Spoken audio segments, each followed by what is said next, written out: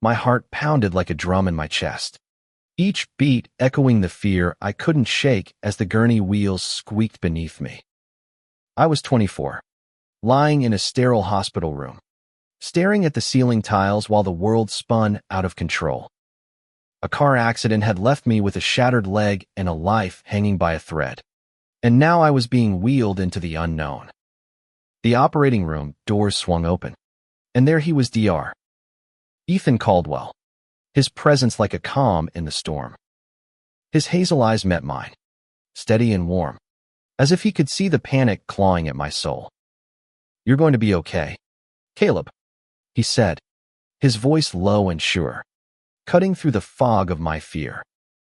I didn't know then that those words would mark the beginning of something that would save me and unravel me.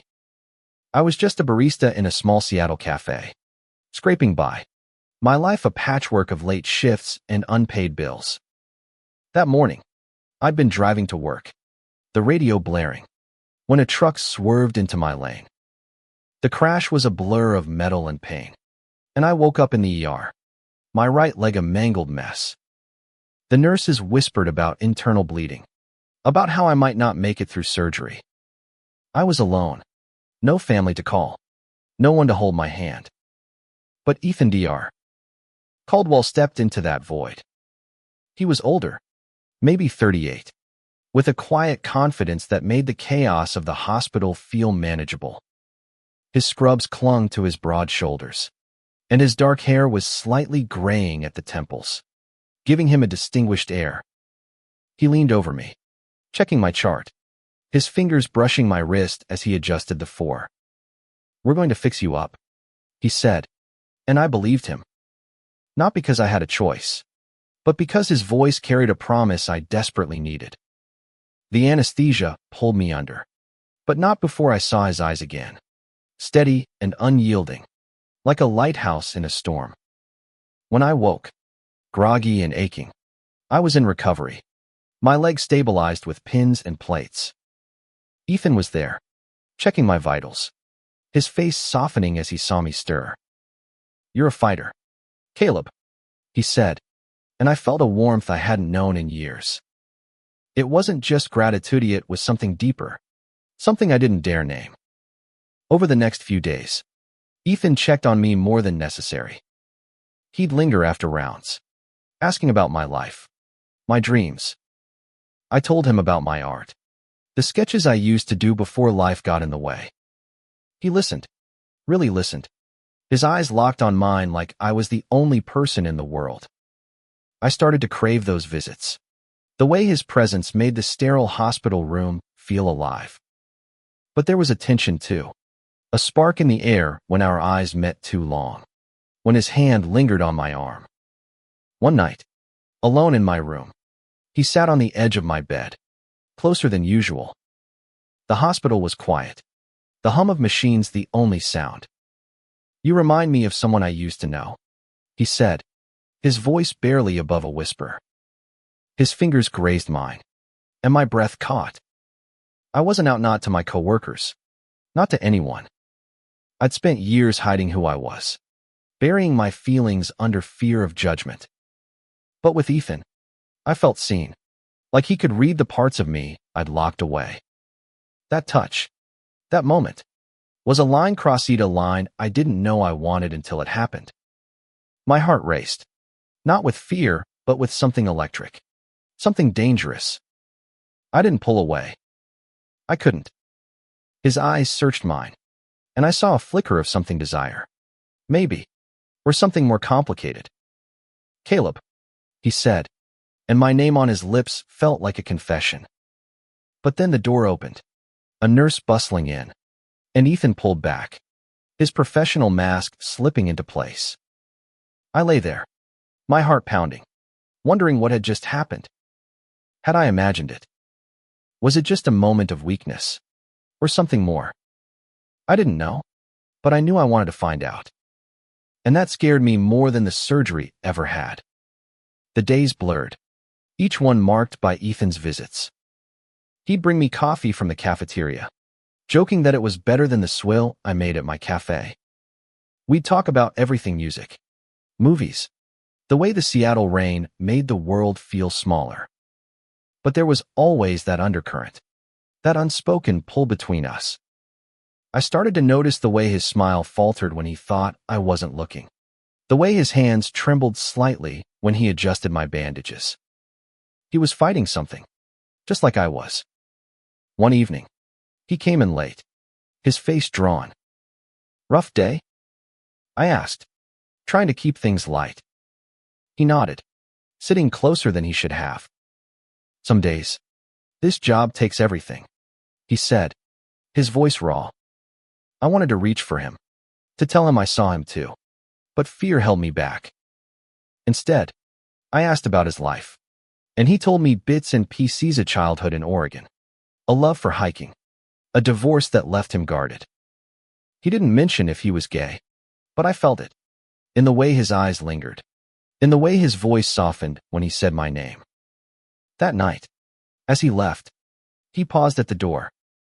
"Get some rest, Caleb," he said, but his eyes said something else, something that made my chest ache.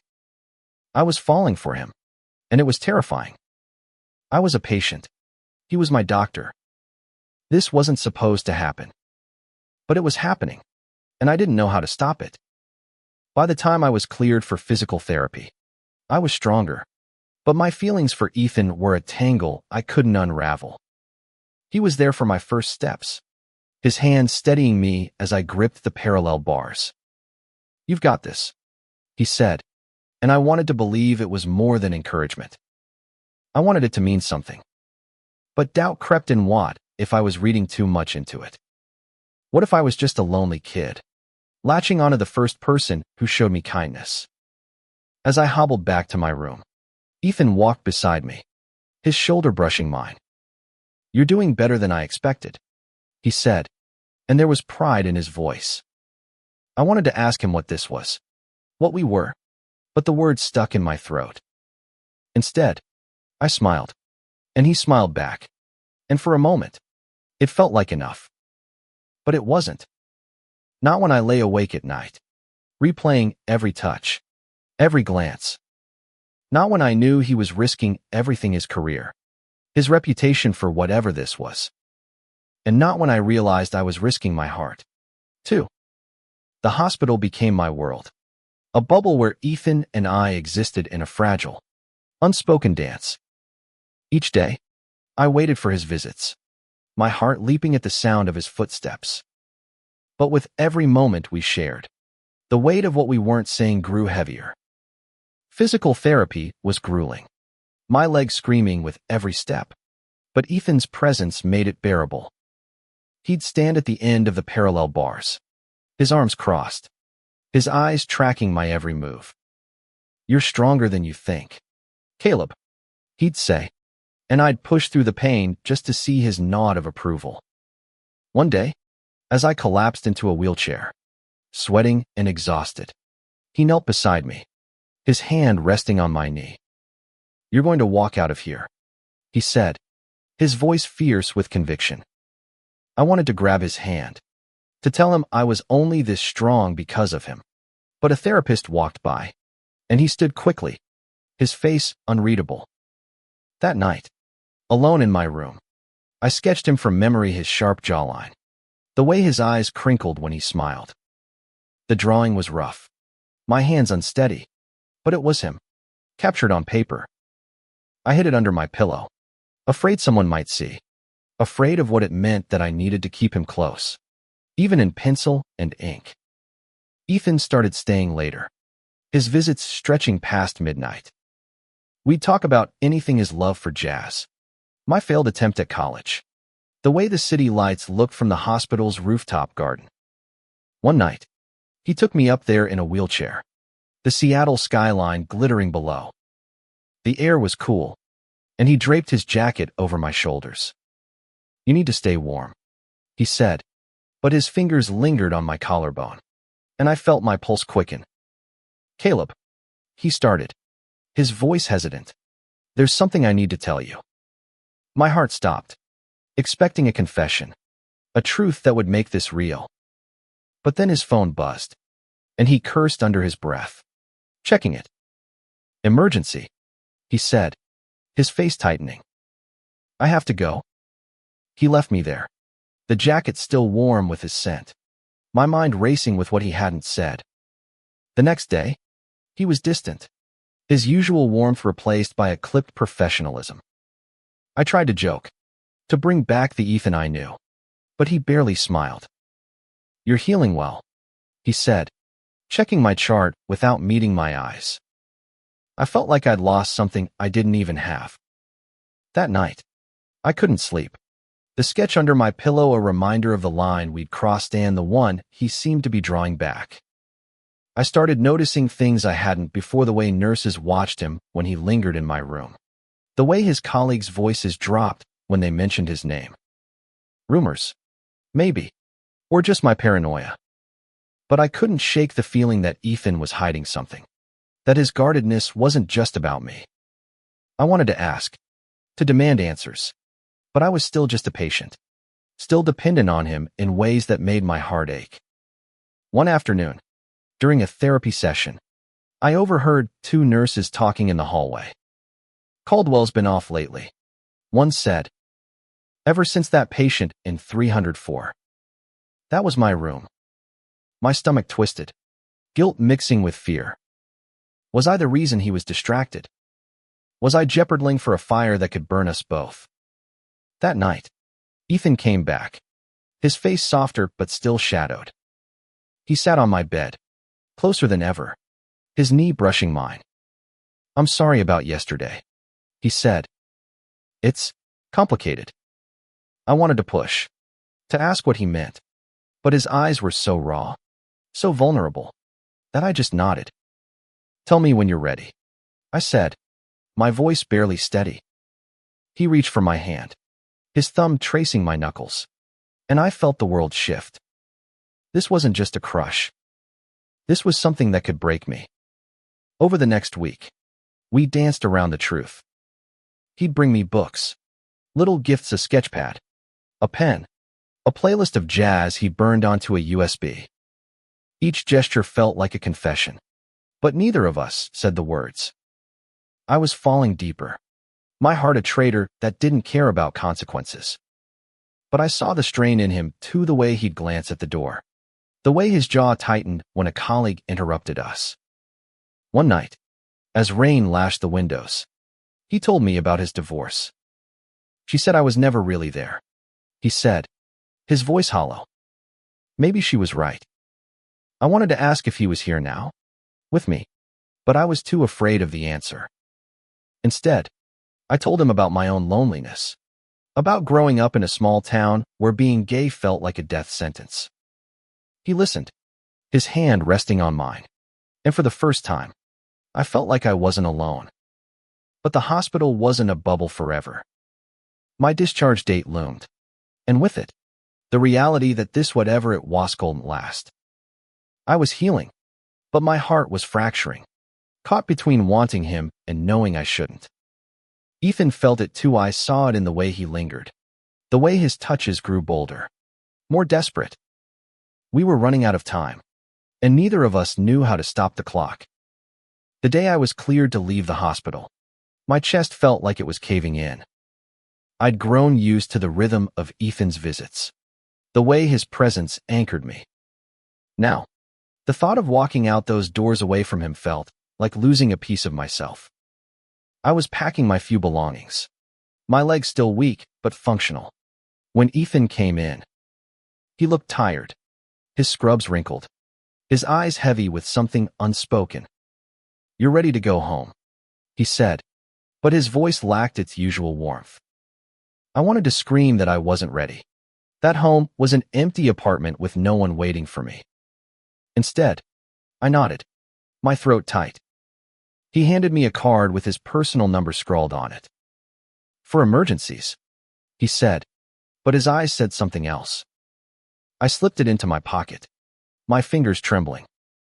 Thank you, I whispered, meaning it for more than just the card. He nodded, his jaw tight, and left without another word. I stood there, alone, the weight of his absence crushing me. Back at my apartment, the world felt too big, Too quiet. I tried to settle back into my life work. Therapy. Sketching, but Ethan was everywhere. In the coffee I brewed. In the jazz I played. In the ache in my chest that wouldn't fade.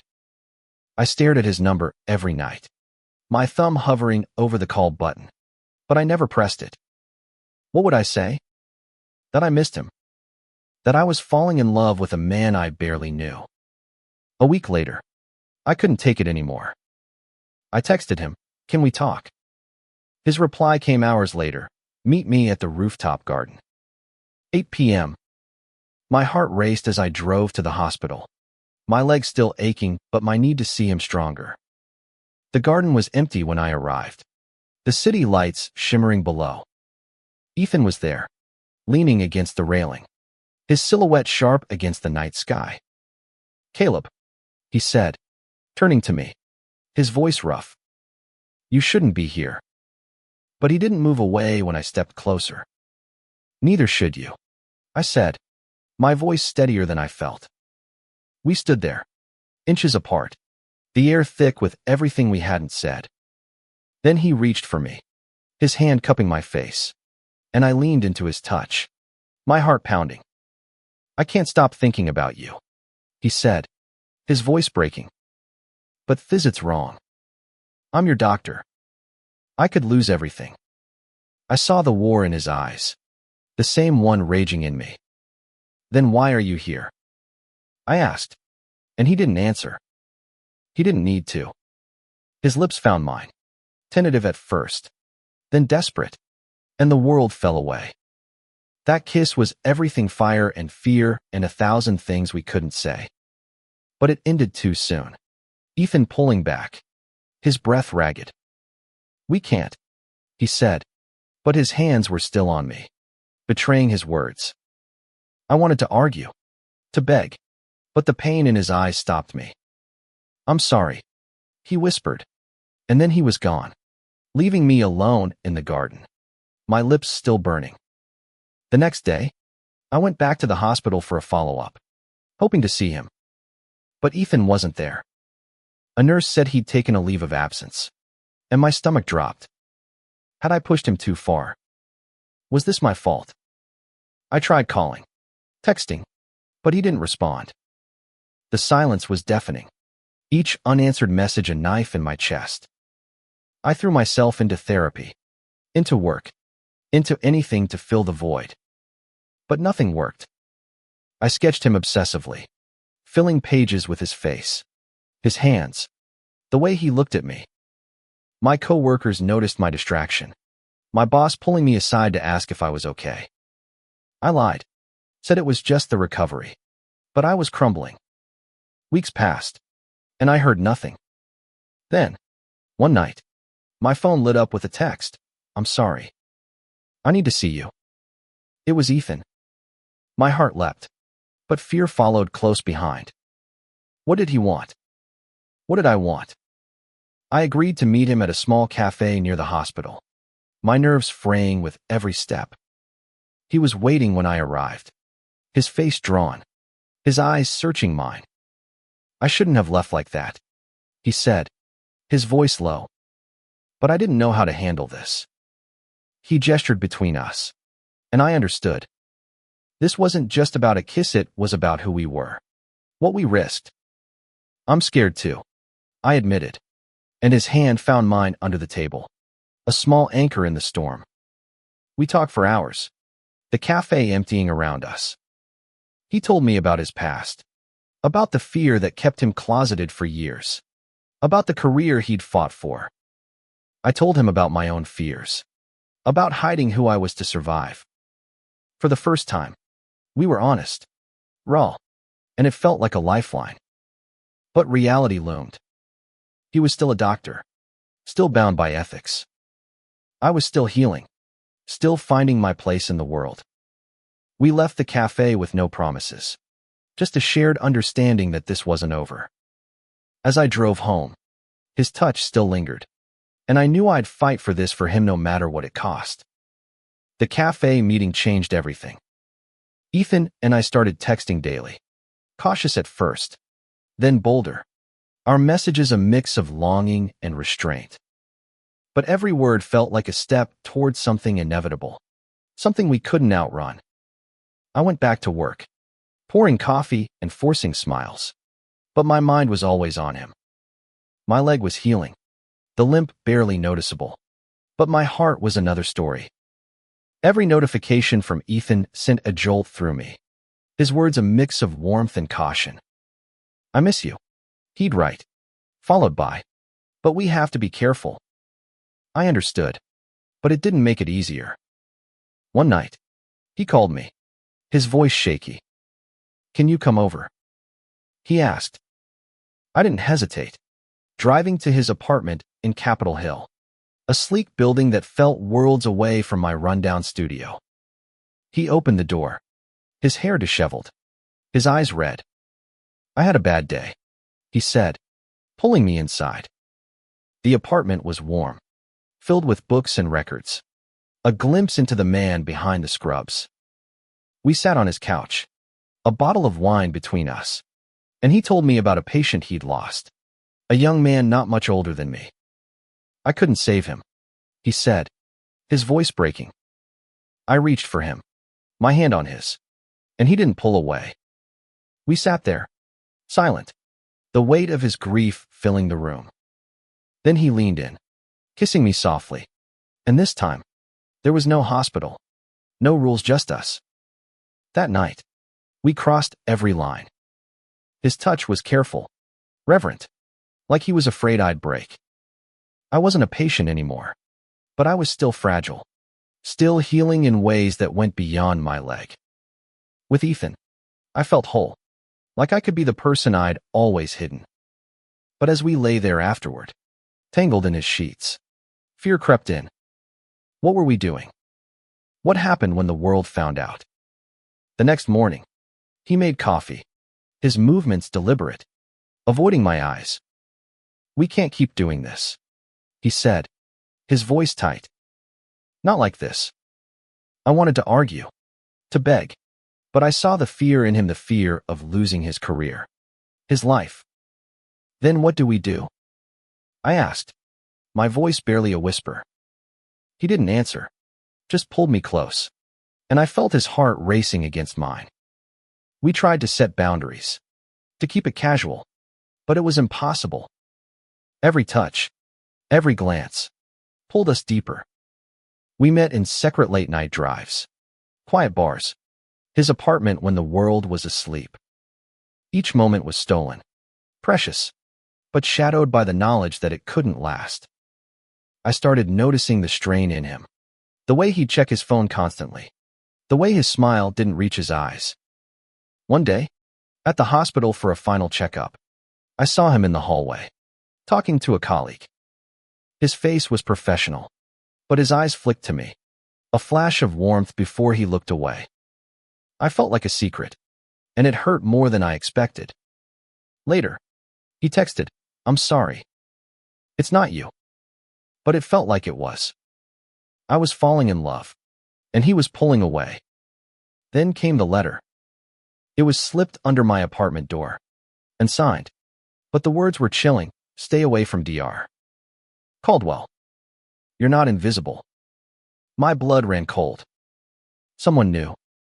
Someone was watching.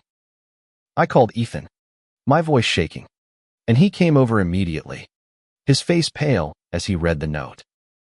"This is my fault," he said, his hands clenched. "I should have stopped this." But I didn't want to stop. I grabbed his hand, pulling him close. "We'll figure it out," I said, though I had no idea how. He kissed me, desperate, like he was drowning and I was air. But the note lingered, a shadow over everything. Who had sent it? A nurse. A colleague. Someone who'd seen us on the rooftop, in the cafe, in the moments we thought were ours. We started being more careful, meeting less often, but it only made the longing worse. I threw myself into my art, sketching scenes of us moments that felt like dreams now. Ethan was slipping away, his texts shorter, his calls rarer. I knew he was scared, but so was I. And yet, I couldn't let go. Not when he was the first person who'd ever made me feel like I belonged. One night, he showed up at my apartment unannounced, his face a storm of emotions. "I can't do this anymore," he said, but he didn't leave. We fought, then kissed, then fought again, our words raw and jagged. "I love you," I blurted, the words spilling out before I could stop them. He froze, his eyes wide, and for a moment, I thought he'd say it back. But he didn't. He just held me, and that was enough and not enough all at once. The confession hung between us, a truth I couldn't take back. Ethan didn't say he loved me, but the way he held me that night, his arms tight around me, felt like an answer. Still, the note haunted us, a reminder that our world was fragile, built on stolen moments and secrets. We tried to be careful, meeting only in his apartment, away from prying eyes. But the fear was always there, a shadow we couldn't shake. Ethan was distracted, his laughter rarer, his touches hesitant. I wanted to fix it, to make him smile like he used to, but I didn't know how. I started sketching more, pouring my feelings into charcoal and paper, each drawing a piece of us I was afraid to lose. One evening, he told me about his past, about the mentor who'd warned him to keep his personal life hidden, about the hospital politics that could ruin him.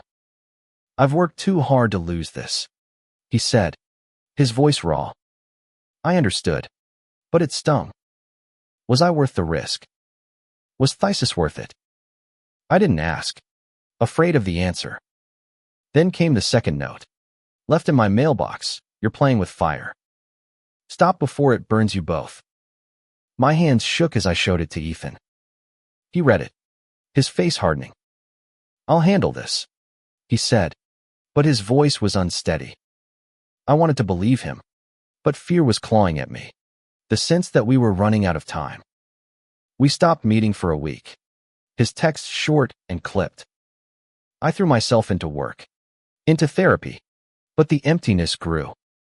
My sketches turned darker, jagged lines and shadowed faces, a reflection of the storm inside me. I missed him, his voice, his touch, the way he made me feel like I could be more than a barista with a broken leg. One night, unable to stand the silence, I went to his apartment. He opened the door, his eyes tired but softening when he saw me. "You shouldn't be here," he said, but he let me in. We didn't talk, just sat on his couch, the silence heavy but comforting. Then he kissed me, slow and deliberate, like he was memorizing me. "I don't know how to do this," he whispered. "I don't know how to lose you." "Then don't," I said, my voice fierce. But we both knew it wasn't that simple. The hospital was his life, and I was a risk he couldn't afford. Still, we clung to each other, our touches desperate, like we could hold back the inevitable. The next day, I got a call from the hospital. My final follow-up had been reassigned to another doctor. Ethan was gone, transferred to another department, the nurse said, her voice neutral. I felt like I'd been punched. He hadn't told me. I called him, my hand shaking, but it went to voicemail. "Please, Ethan, talk to me," I texted, but there was no reply. I went to the hospital, desperate for answers. A nurse I recognized pulled me aside. "Be careful," she whispered. "People are talking." My stomach dropped. Talking about what? About us. About the notes. I left, my mind spinning, and went to his apartment. But he wasn't there. The doorman said he'd been gone for days. I felt like I was drowning, the world closing in. I went back to my sketches, drawing him over and over, trying to hold on to something that was slipping away. Then, a week later, he called. "I'm sorry," he said, his voice hoarse. I had to leave. It was the only way. He wouldn't say where he was, only that he was trying to protect us both. "I love you," he said finally, and my heart broke. He loved me, But he was gone. I didn't know how to move forward. My leg was healed. My life back on track. But I was hollow. I started painting. Big canvases filled with color and pain. Each one a piece of him. My co-workers noticed. One of them suggesting I show my work at a local gallery. I laughed it off. But the idea stuck. Maybe this was how I'd survive turning my pain into something beautiful. One night, I found a package at my door, a sketchpad, filled with Ethan's drawings. They were of me, of us, moments I thought only I remembered. A note was tucked inside. You gave me courage. Keep going. I cried, clutching the sketchpad, knowing he was out there, somewhere, carrying the same ache I did. I decided to live for him, for me. I submitted my paintings to the gallery, and they accepted. The night of the show, I stood among my work, each canvas a piece of my heart. I didn't know if Ethan would ever come back, but I knew I'd carry him with me, in every stroke, every color, every breath. The gallery show was a blur of faces and voices, but my paintings spoke louder than I ever could. Each canvas held a piece of Ethan, his eyes, his hands, the way he made me feel alive.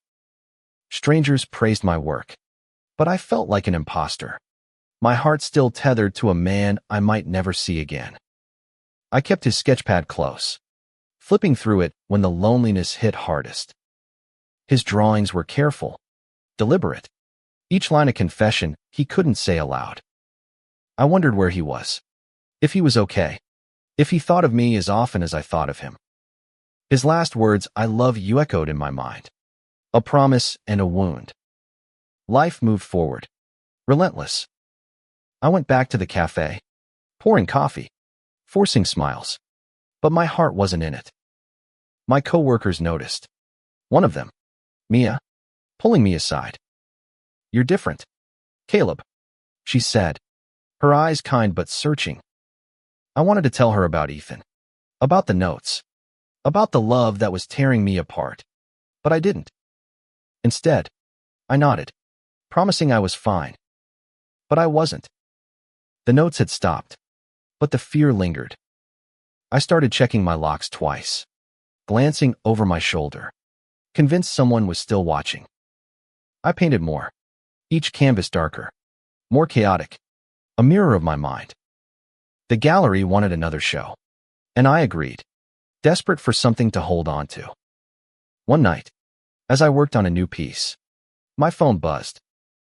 It was an unknown number, but the message was unmistakable. "I'm in Portland. Can we talk?"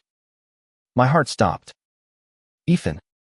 I called the number, my hands shaking, and his voice came through, tired but warm. "I miss you," he said, and I was undone. He told me he'd taken a job at a smaller hospital, trying to start over. "I couldn't stay," he said. "Not after the notes." He didn't know who'd sent them, but they'd shaken him, made him question everything. "I thought leaving would protect you," he said, his voice breaking. I wanted to scream that I didn't need protecting, that I needed him, but I just listened, clinging to his words. We talked for hours, the distance between us shrinking with every word.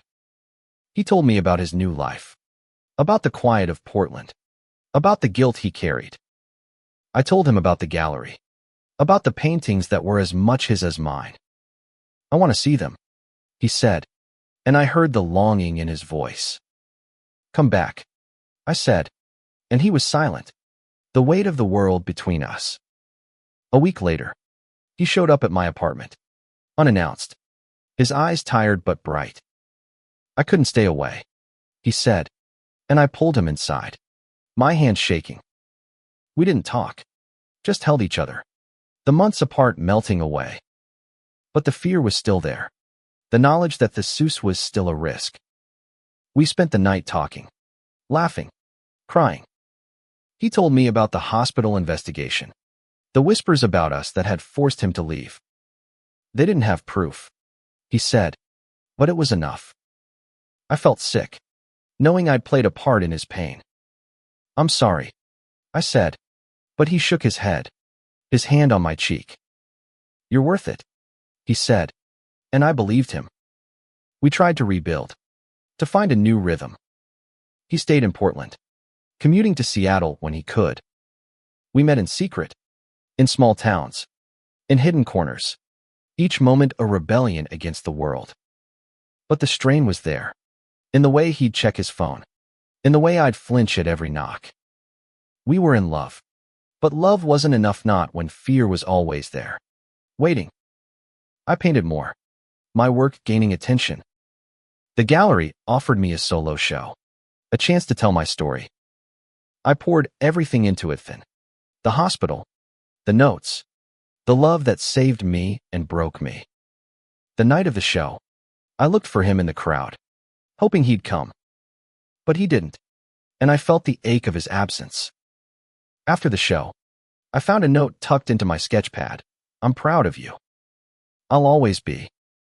No signature, but I knew it was him. I stood there, surrounded by my art, knowing he was out there, loving me from a distance. And for the first time, I understood we weren't just fighting for love. We were fighting for ourselves, for the right to be who we were, no matter the cost. The solo show was a turning point. My paintings a raw confession to the world. Critics called them haunting, visceral, but to me, they were just pieces of us. I kept his note close, a reminder that he was still out there, even if I couldn't see him. I tried to move forward, taking on more shifts at the cafe, sketching in every spare moment. But Ethan was in everything: the jazz on my playlist, the coffee I poured, the ache in my chest. We texted when we could, his messages careful but warm. "I saw your show in the paper. You're incredible," he wrote, and I cried, wishing he'd been there to see it. One day, Mia, my coworker, caught me staring at my phone, his message open. "Who's got you smiling like that?" she teased, but her eyes were sharp. I brushed it off, but she didn't let it go. "You're in love," she said later, her voice soft. I froze, afraid to confirm it, but she just hugged me. "Whoever it is, they're lucky."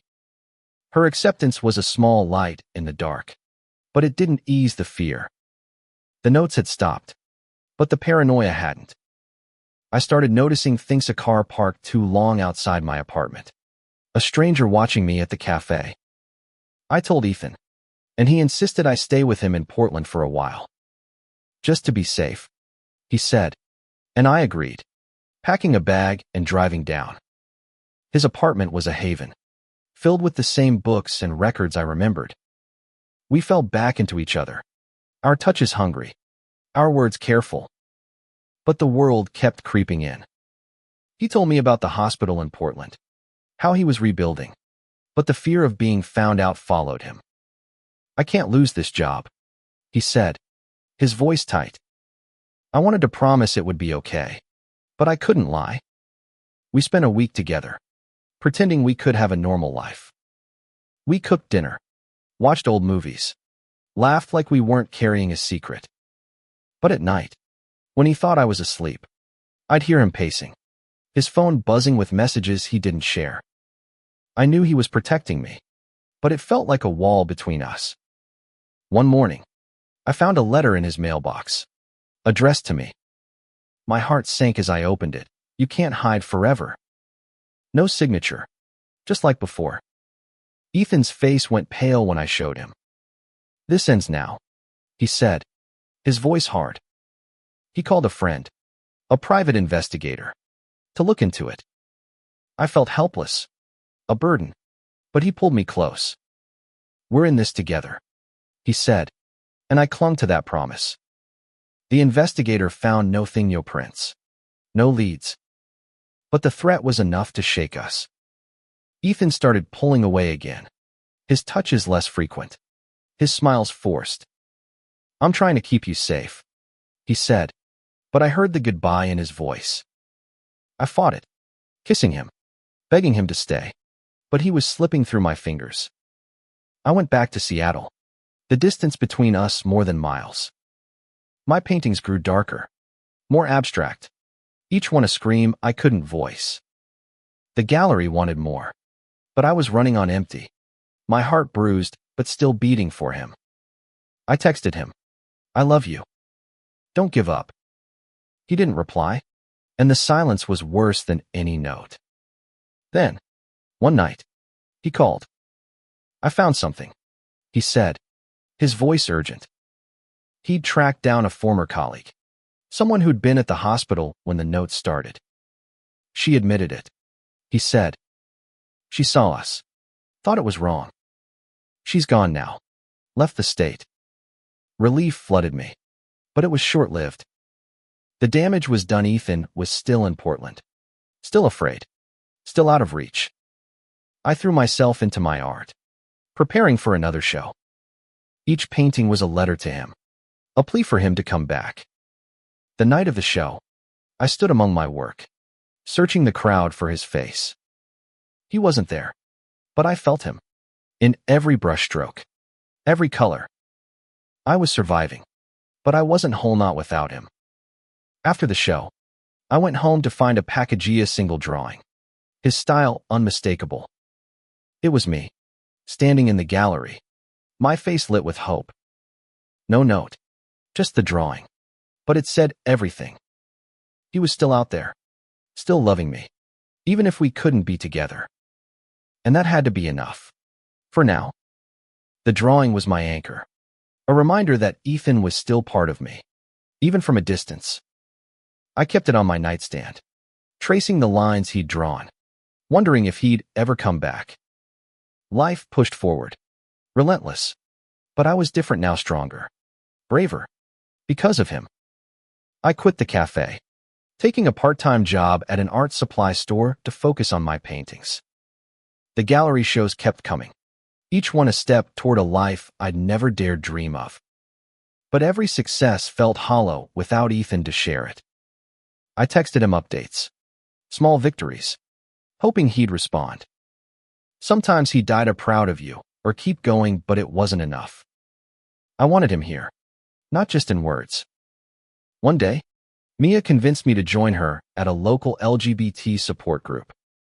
I hesitated, afraid of being seen, but she insisted.